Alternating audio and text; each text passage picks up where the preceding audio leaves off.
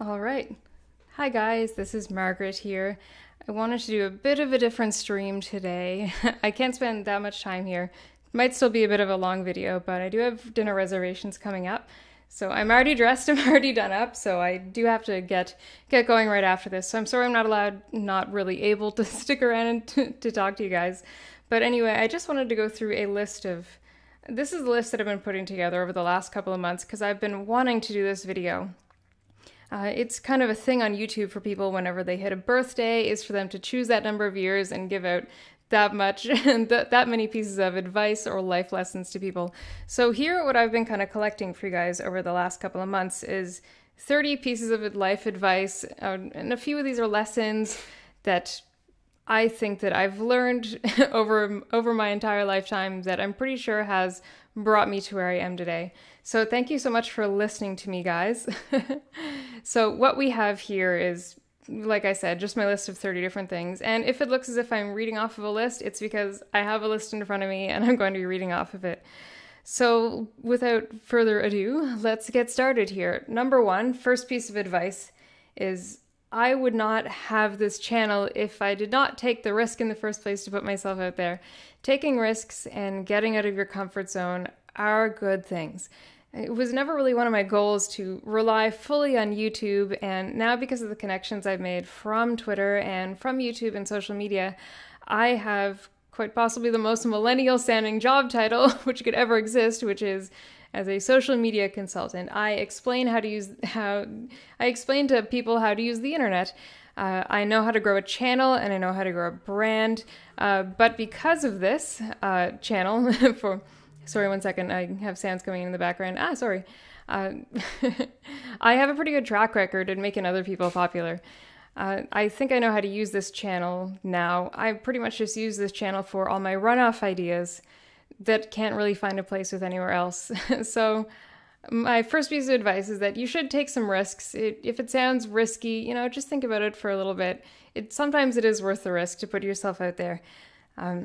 So because I am a bit of a social media consultant now, I would like to share with you one free piece of advice, which is if you're on YouTube and you want to stay on YouTube, then you should use a brand name. If you are on YouTube and you want to eventually branch out of YouTube and be a writer or appear somewhere else, then you have to use your full name.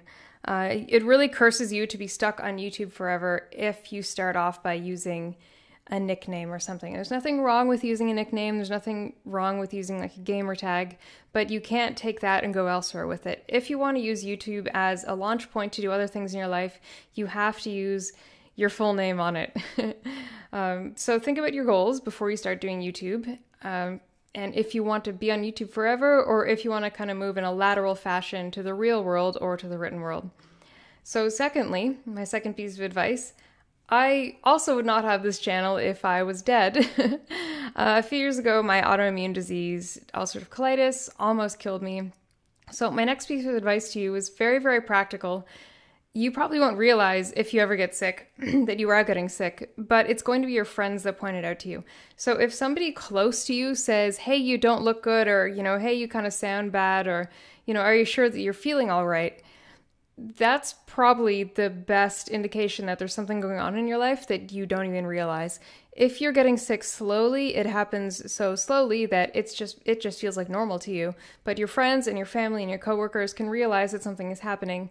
So if somebody, kind of tells you, oh, hey, by the way, you look like trash, you should really take it upon yourself to maybe spend some time and book a doctor's appointment or even go to the hospital if you look that bad.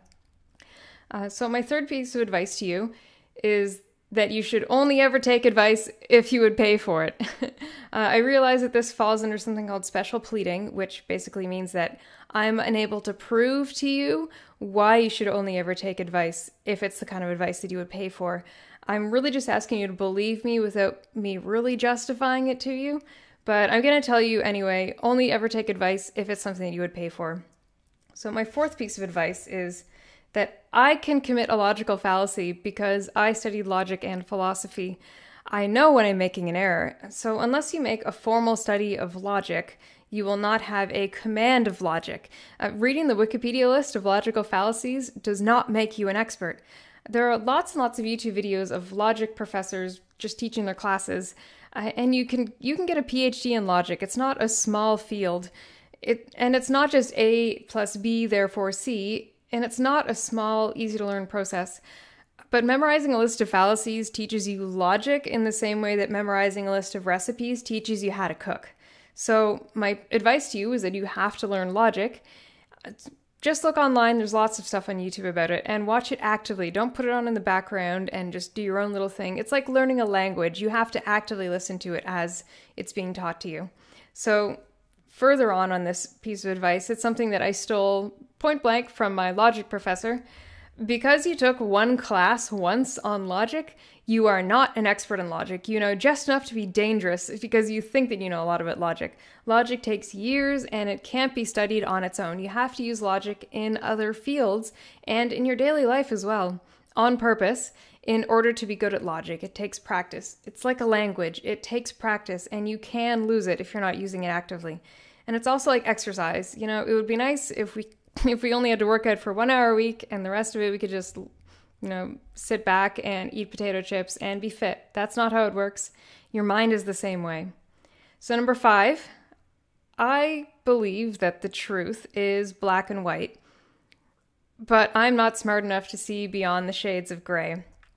Human perception and my own brain and my own set of knowledge and my own circumstances, it's always influencing what I see as true. We can get close to the truth, but we have to accept that sometimes we're never really going to know all the facts, and that's okay. It's okay to not know everything. If you feel as if you have to know everything in order to make a decision, then you're never going to be able to make any decisions in your life. You're just going to be held back all the time. The truth is out there, but you have to accept that you might not be able to handle it. So sorry for the quotes and cliches there, but that kind of brings me into my number 6 life lesson, which is that cliches and stereotypes and quotes are memorable for a reason. Quotes will stay with you, and that is why you need to be reading old poems. That's why you have to be reading old books. These were just people long ago trying to quotify their own lives and experiences. And sometimes, every once in a while, somebody in history will find a piece of that truth, that black and white truth, and the rest of us are just so attracted to it, and it stays in our society for a very long time, because they're able to put it into words that we can kind of cling to for centuries. If you're religious, you would call that scripture. If you ever want to impress somebody that you're on a date with, just lean over and say, shall I compare thee to a summer's day? I think that sort of thing, it's our inheritance. It's what we've had sticking us together as a society for centuries and centuries. And it helps to kind of bind you to the importance of our past by recalling what those people had in common with us. They had the same set of emotions and they had the same priorities as us. It's really important to remember that we're not that different from the people who lived, 400 years ago or, 2 millennia ago. So speaking of inheritance, my 7th lesson for you guys is that it's important to study history. That's already something that you know. You know you have to study history, but study history through a lens of something that you care about, or else you won't want to do it. History is a lot more fun if you're looking at it with focus on something that you actually care about. Like, I like animals. I like reading about animals. So when I started to read about the Ice Age a few years ago, I liked to read about the megafauna that were going extinct, like, the big animals that went extinct about 10,000 to 14,000 years ago. So for me, everything I know and care about the climate changing at that time was just about, that's when the giant sloth died, and, this is when this died, and maybe we had mammoths until about 7,000 years ago. That's so cool. So I don't care about geology, but I've ended up learning about biology because I care about big, cute animals. One of the easiest books I've ever read about Canadian history was one written about the Canadian horse, or he's called the French Canadian horse. It's just a big plow horse, and how the bloodlines arrived in the country, and that they almost went extinct through overuse during the Boer War, which I think is super cool. I don't care about reading about boars, but I like reading about horses, so I learned something about the Boer War. So if you like animals and have to learn about Japanese history, you can start by reading up on, say, the Japanese raccoon dog, which is called a tanuki. So that's where the tanuki suit comes from. See, we're learning things about Japan already through the lens of cute little animals and also video games. So number 8, doing what you love isn't enough. You have to like the people that you work with. Oh wow, turns out that having a job you love really sucks when you hate everybody that you interact with. Or on a similar note, if you love your job but you hate the people you work with, then you should quit your job and become a consultant in that field so you never have to talk to those people ever again. And consultancy also pays a lot better. Number 9, safe driving habits. Being a safe driver does not mean driving defensively. It means driving aggressively and going as fast as you can to get off the road, because the people who can harm you on the road are the other people driving. You drive to avoid other drivers and get the hell off the road as soon as possible. They will kill you.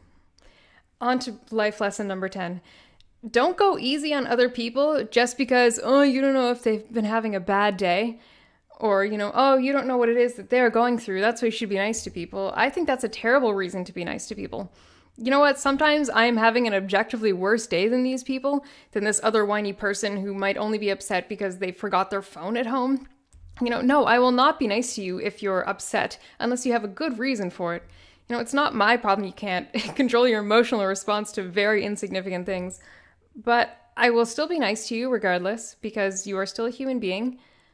But I'm going to be nice to you because you're a fellow human being, and not because you might be having a worse day. Nobody cares if you're having a worse day. You can get somebody to care if you're a fellow human, but nobody cares if you're having, the worst day ever. So, life lesson number 11. Forgiving somebody else is for your benefit. If I forgive you for killing my dog, you kill my dog and I forgive you, and you don't even care. You're just like, yeah, whatever. I still think that your stupid dog deserved it. I'm forgiving you as a way to make things easier on myself. My forgiving you doesn't help the other person at all. Even if that person will never apologize for killing my dog, I still have to forgive them in order for me to let go of what happened and in order for me to get better.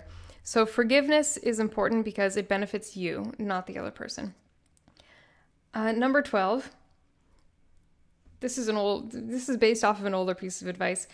People say that you shouldn't go to bed angry, and I'm starting to realize that they actually mean that you shouldn't go to bed if you're not going to sleep well. They might mean mentally, you're going to be tossing and turning because you're going to be worried about the fight you just had with your friend or your significant other. But I think that honestly, you are just going to have a bad night's sleep because you would have been crying, you would have been upset. It's hard to sleep if you're angry and bunched up full of emotions. So my 12th life lesson here has nothing to do with, resolving fights. It has everything to do with buying a really, really good mattress. You will spend 1/3 of your life laying in bed, so make sure to get a nice one, do your research, sleep comfy. Then you'll be so excited to go lay in your comfy bed that you're willing to talk through any sort of argument you have in order to resolve the issue, so you can just go back and lay in your comfy, cozy bed. So number 13, make sure to make time for your friends. Yeah, I know it's really nice that you have a significant other or you have, whatever things you have going on in your life, but you need to spend time with friends. There's a difference between a friend and a significant other and your family members. Going out with a friend will relax you a lot faster than, just turning off your phone early and, sitting down with a glass of wine to watch Netflix. Because you're going to be actively releasing your emotions and letting off steam by talking to your friend about what's going on in your life, and they're going to respond to you and care about it, and you get to sit in somebody else's shoes for a few minutes while they tell you about what's going on in their lives. That will relax you a lot faster than anything. It'll put you back on the ground to have friends like that around you. When you're older, though, when you make time for your friends, you don't get to see your friends that often. Maybe it's once every 6 months if you're lucky, or maybe once every year. And you're also not going to go out drinking on Fridays until 2 a.m. You're still going to go out, you're still going to have beer and nachos, except it's going to be craft beer. And the nachos is going to have grass-fed local beef on it, and you're going to be home by 10 because it's a weekday. So still make time for your friends. You're going to see them less often, but it's going to be really, really good for you to do so. Number 14. So what happens if, say you're my age and your friends just stop hanging out with you? This is kind of more for the ladies, But if you start losing friends as you get older, it might not just be because of, kind of the natural attrition of people moving away and people getting too busy to spend all this time with you. It might just be because you were really, really pretty and you're kind of losing it, and maybe they're hanging out with somebody better looking than you or cuter than you. So I do believe that beauty is a good thing, but it's a modifier on top of what you already have. Beauty will fade, so you have to get a hobby. If your beauty fades and you find yourself unhappy with life, that's Mother Nature telling you that you only ever mattered to anyone else because you were pretty. You were only ever loved or wanted for your looks, and you don't get to keep your looks forever. So get a hobby, be good at something. You might get hit by a vat of acid tomorrow in your face, and then you're not going to be pretty any longer, and it'll all be over in a minute. Your life is going to be completely changed, and by then it'll be too late. So if you're pretty right now, start reading books and making sure that you have like hobbies, so you have something to talk about, so you have something to contribute that's not just your beauty. Speaking of beauty, number 15, wear sunscreen. Please, for the love of God, get the sunscreen with zinc oxide in it. Even if you have dark skin, you should be wearing sunscreen. Sun damage will obviously be worse if, you have white or Asian skin. But if you're black, you should still be wearing sunscreen. Everybody should be wearing sunscreen. I've had maybe 4 sunburns in my entire life, and I'm pretty sure I still look pretty young. I look pretty good for 30. Right? Agreed? Are we agreeing on this? Oh, one last thing about beauty, though. This is number 16. Beauty does matter, because it's an end in and of itself. Now, by an end, I mean the Greek word telos, or the point of a process. The end of something is its point, what it's pointing towards. The end of learning carpentry is to build furniture, and the end of grapes is to make wine, and the end of going to medical school is to be a doctor, and the end of taking care of yourself and doing your makeup is to look pretty. It's okay that beauty is an end. It's okay to just do your makeup and look pretty and say, okay, I look pretty now. I've done everything. I can continue on with what I was doing. We have art from thousands of years back that we can still appreciate and that still makes me happy because it's beautiful to look at. Beauty is sublime and it's indescribable because no matter how hard, you can't really describe a sunset to somebody, really. You can't really impart what a sunset feels like and how it looks to somebody who can't see that for themselves. And you know what? I'm going to say, I hate saying this, but it's okay to date somebody just because they're pretty. But beauty fades, so while beauty is an end in and of itself, you're not making a very good long-term decision if that's why you want to date somebody. If you want something long-term and beautiful in your life, then you should buy some nice furniture or learn to make some nice wine. And you have to learn how to recognize the beauty in the mind, the beauty of knowledge. And if you love somebody for their beautiful mind or for the beautiful way that they look at their lives, you can love them forever because ideas can be beautiful. So number 17, please learn to dance. It's such a shame to not train your body into any shape that it can achieve. Maybe you can't go to the gym. Maybe it's not feasible for you to go to the gym every day for a few hours and turn yourself into a big, hulking Greek god of a man, but you can still learn how to dance. The human body can convey emotion. It's called body language, and dance teaches you how to take the emotions that are in music and turn it into movement. And when you do that, you kind of get rid of, if you're kind of built up with emotions all the time, learning how to dance is a great way to kind of slew them all off. It's a wonderful way to exfoliate your mind of emotions by learning to dance. And if you're a guy and if you're single, just learn salsa. Trust me on that one. Just start going to salsa classes. It'll do wonders for you. 18, on labels. I label myself a dancer because I was trained professionally and I've been hired to dance. That's what a professional is. I was a professional dancer. I guess I still am. I still am a professional dancer because at different points in my career, people gave me money and I danced for them. And then I took my gym bag and I left and I went home and ate a fajita or something. So that doesn't tell you too much, that label. But it tells me a lot about myself that I still kind of choose to call myself a dancer. Even though I'm not really involved that much anymore, I'm still myself what I used to be. If you are a doctor and you retire, you're still a doctor, but you don't really practice anymore, but you're still a doctor even though you're retired. It's okay to choose a label for yourself, even if it's not something that you actively do anymore. But if you're going to label yourself, don't be too particular. I call myself a conservative without really trying to box myself in anything too specific. Specifically, if I had to, I would say I'm a Canadian conservative, which would mean I'm a monarchist. If I choose to be a very, very particular thing, like if I say that I'm a libertarian, proto-neo-con rationalist, then I'm not allowed to think of any new incoming beliefs. I have to pick the very narrow belief that goes with proto-neo-con libertarian rationalists. If I'm broadly a conservative, I have to think a little bit harder before choosing a new belief because there are lots of options out there for a conservative. So labels are fine, but don't box yourself in too much. Number 19, learn how to sing. There's something very, very beautiful and very, very human about a whole room full of strangers singing the same song. So I think that you should learn one or two old standards at the very least. You should learn how to sing a few songs. One of the wonderful things about pop songs, the reason that pop songs are pop songs is because they are easy to sing. If you take a look at any popular song on the radio, there's not that many notes in it. If you take a look at old songs from the 1920s and 1930s that people still sing, there's not that many notes to it. It's kind of easy to hum along to a lot of this stuff, and it's kind of easy to know what the songs are saying. There's not too many difficult words, and even if you mix up the word order, the song still sounds right. That's why a pop song is popular. That's how a song can last for, 100 years. If the word order doesn't matter that much, and if it has easy notes that almost anybody can hit.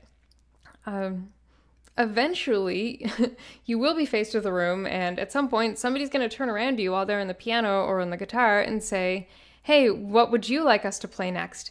And if you don't know at least a few words, like an old Motown song or whatever else you want, you're going to feel like an idiot. You can bond very, very quickly over music. It's kind of magical if you get the chance to sing. It's beautiful because it's indescribable what it's like to start singing something and to have a band just form up around you and to have people singing the other parts. It's very, very nice and very, very unique. It's very special and it's very human because you're all working together to make something indescribably beautiful.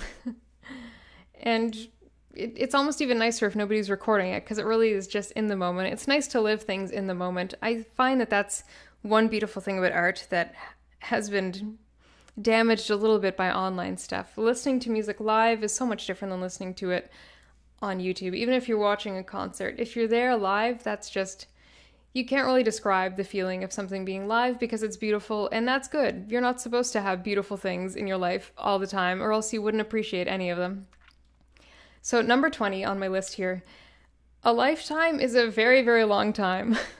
When somebody says that something, and usually it is music, or it could be a beautiful girl, or a sound, or a smell. Smells stay with people for a very, very long time.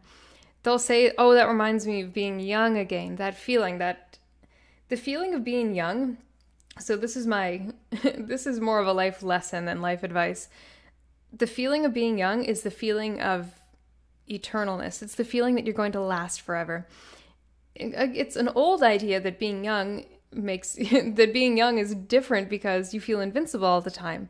When you're older, you're a lot more aware of how quickly your life can end and how dangerous things are and how breakable the body is. But kids are young and stupid and they're invincible. And that's what it's like to feel young. That's what it's like to feel like you're going to last forever.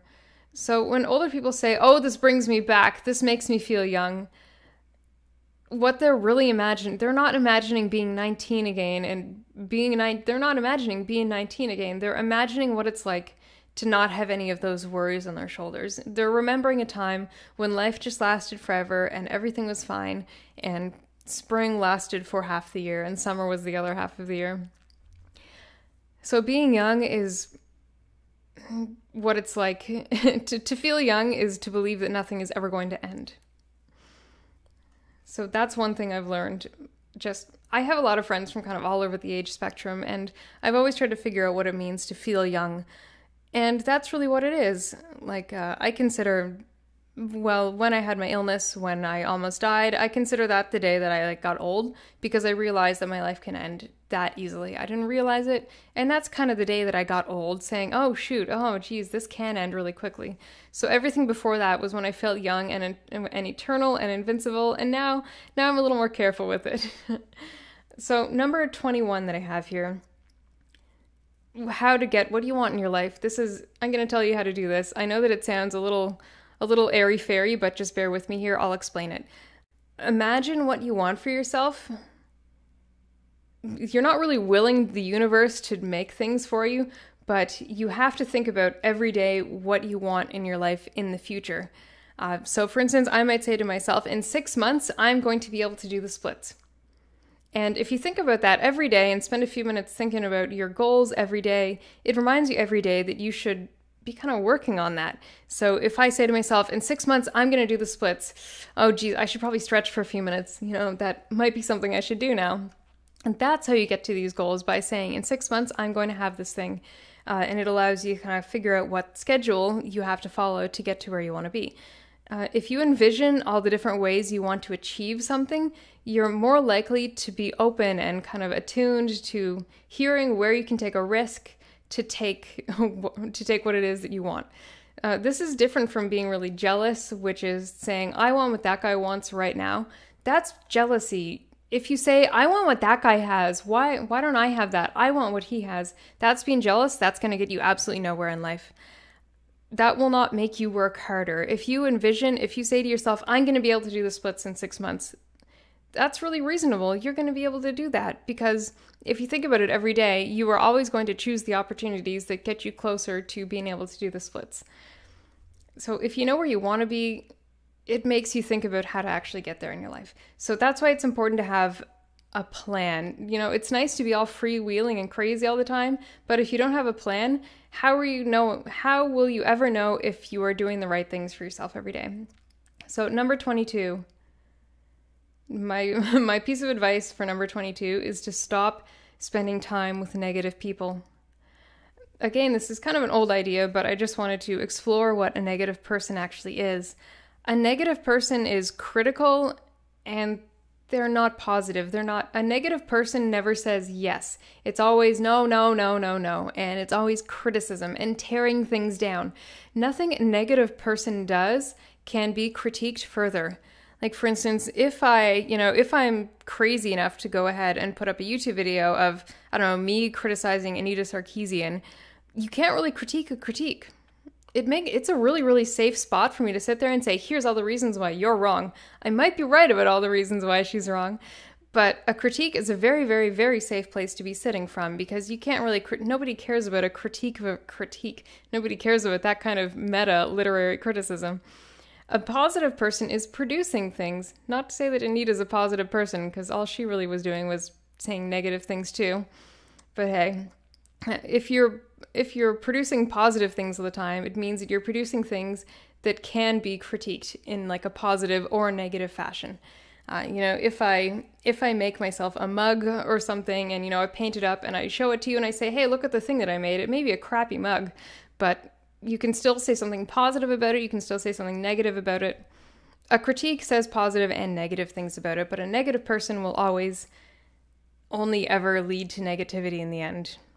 I kind of hope that makes sense to you guys.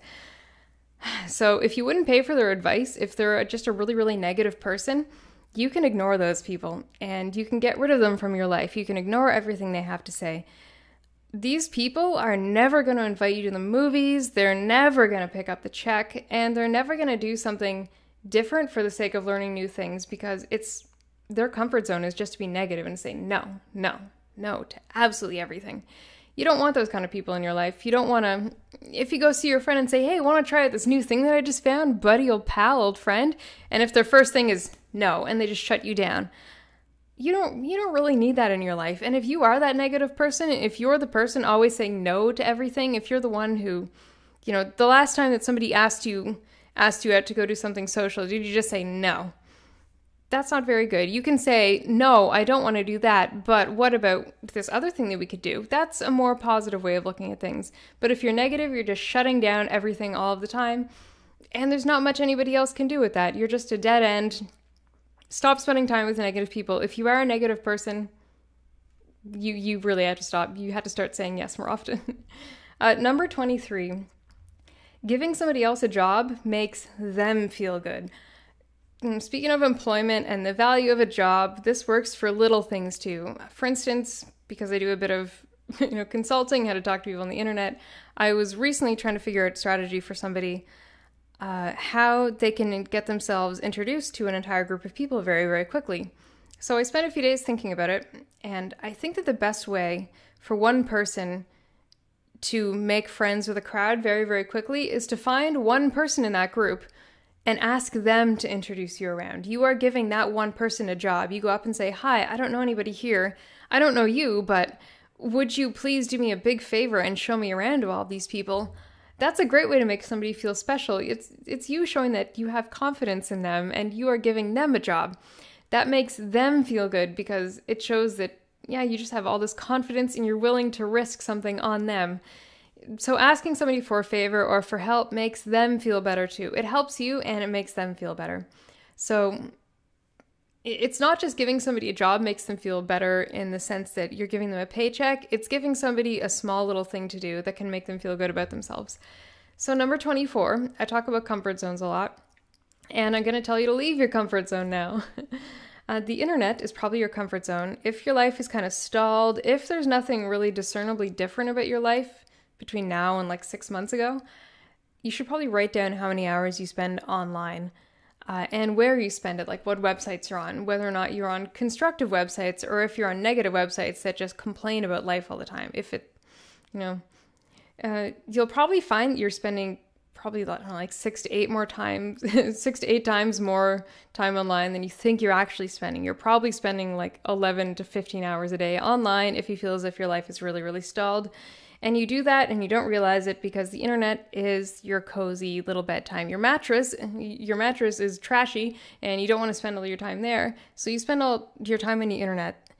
Just imagine having a kind of a life where the internet is more comfortable for you than it is for you to go to bed and enjoy that. If you want something different, you have to be uncomfortable. Exercising is uncomfortable, but it's good for you.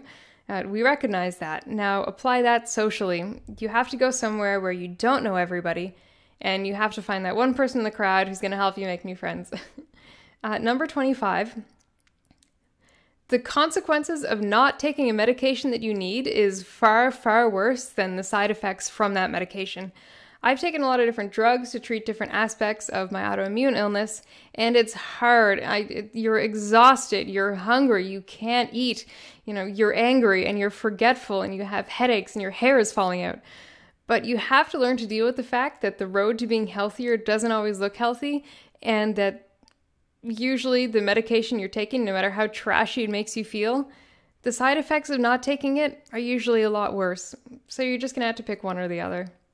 Number 26, start a savings account as soon as you can because you will always feel better about having money in your account saved up than you will feel about spending it. The important thing here is habits. You have to make a habit of putting a certain amount away every month. People are right when they say, even if it's $5, always make sure that you're putting away like a teeny tiny amount of money every single month. So you stick to that habit until it becomes natural. 26, lesson 26 here. Yeah, more of a life lesson than it is about advice. Ethics. Ethics, it's a bit of a long-standing theme for me. Everybody talks about ethics, but very few people actually know what it is, or what it does, or what it means. You can't just infer what something means and, I can't just infer what the ethical choice in a situation is and then, therefore I'm an ethicist. Just because you feel a certain way doesn't mean the answer is the ethical one. Just because I feel as if I should do that, I might go into a store and say, well, I feel as if I shouldn't be stealing from the store right now. That's the right decision, but I didn't arrive at that in an ethical fashion. Feelings are not ethics. I might feel my way into making the right ethical decisions often, but if I get faced with something a little more difficult than, should I rob this convenience store? That's where things get a little bit sticky. Ethics, the word means habits, and you have to mentally work on being ethical every single day for years to turn it into a habit. So ethics is another thing, just like logic. After you study logic, you have to look up ethics online and start taking an ethics course and study what Aristotle had to say about ethics. The end, remember how I was talking about ends earlier, like the telos, the Greek word end. The end of ethics is to be happy. So it's absolutely worth your while to learn what ethical behavior is. I can't teach it here. I can't teach it to you in a day. It's something you have to learn over weeks and months, and then it takes years for it to kind of form into your life. So number 27, always shop from a list, even if you're shopping for clothing or furniture or kitchenware. Like I even have a shopping list for makeup. Don't just go shopping ever, anytime. You need to have a written list. If you have a list for food shopping and stick to that list, you know that that's all that you're going to get. Everybody has a shopping list. Everybody knows that they're supposed to stick to a shopping list, but you should have that list for everything in your life. You should have a list of clothing you need, a list of shoes you need, maybe a list of purses that you need. So you can be honest with yourself and take a look at this list. Well, no, maybe I don't need another sweater right now. Maybe I don't need any more pairs of yoga pants right now. But according to this list, I do need a blazer. So you can still enjoy shopping and you can enjoy looking through all these stores. But if you have a list of things before you go shopping anywhere, including online, you're much less likely to spend your money on something you don't need. And you're much more likely to look for opportunities to buy what you do need. Humans are naturally greedy, but that doesn't mean we have to be greedy all the time. You can form a new habit of not being greedy by learning to delay purchases, by letting yourself go shopping, but only ever getting things on the list. So it feels as if you're outside splurging all this money, but really you're just getting stuff ticked off of your shopping list. So it also makes you feel good about yourself. You are never going to have enough. So just make a list of what it is you really need and a list of what it is that you kind of want. So if you're going to make an impulse shopping trip, you're not going to go shopping just to buy that new dress. You're going to buy a new dress that will also match your shoes and your purse. Always go shopping with a list. Number 28, you have to treat dating like it's a part-time job. Now, this is important. I don't say treat dating like a part-time job, like, show up there for 6 hours on Saturday and for, 6 more hours on Friday evening. You know how you're not supposed to badmouth your employers? Well, that's partly because it's your job, and who the hell cares what you think of it? Your job, it's your job, so just shut up and do it. It's not your job to complain. But it shows that you have a really trashy attitude about your life, and it shows that you have very little respect for the people who you're working for and for what it is that you do with your daily life. So what I mean is, not just that you have to spend a few hours every week working on finding a date, and if you want to find a date, instead of looking online, you just need to find a really, really social friend and tell them that you're interested in meeting their single friends, and make an effort to meet new people through them every week. But if you're going to treat it like a part-time job, if you meet somebody new, don't spend your time bad-mouthing your last date or your ex. Don't go online and just say awful things about that date you were on, because that'll make you a negative person. Because if that's how you treat all dates, like, oh, like this got screwed up in there, the next time you go out on a date, you're just going to be looking for ways that he's screwing up, and that's not good for you. You're just going to be looking for him to fall. That's a very negative attitude. That's how you end up with nothing but cats in your house. Negative, critical people are bad at being people. They don't know how to live their life ethically. The end of their life is not going to be happiness, because they're not going to have any friends at the end of it, and they're not going to be able to appreciate anything beautiful. And I said that word funny. Number 29, we're almost at the end of my list. Oh no, I think that I've actually flipped on my number 29 here. Oh no. So I have to go. When I made this list, I actually added a final piece of advice on here, because I knew that I would screw up at some point and accidentally have something on my list twice. So number 29 on my list is people always tell you to follow the money, but I'm going to tell you that it's also possible to follow the religion. People will do anything for God, and they will do anything for money. But nowadays, I think that you see a lot of people doing things for atheism. So I've been kind of pointing this out in, quite a bit in the last few days, and I've been pointing it out over the last couple of months and last couple of years. But I don't think that feminism itself is really a problem. I think the problem is that third wave feminism is trashy because there are so many atheistic people involved, and they never really...